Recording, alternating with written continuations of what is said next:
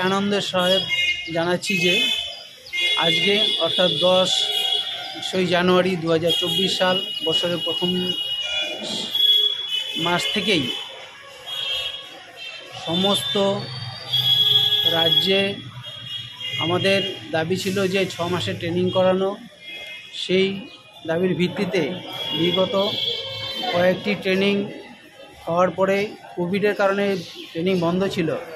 সেই কারণে আবার কোভিডের পরবর্তী সময়ে এই প্রথম মাথাভাঙা সাব ডিভিশন দিয়ে ট্রেনিং শুরু হলো।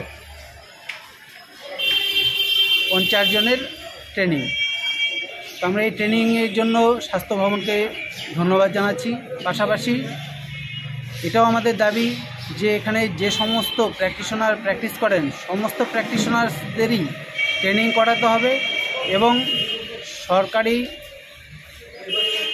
ব্যবস্থায় ট্রেনিং শেষে তাদের শংসাপত্র দেওয়ার আবেদন আমরা রাখছি।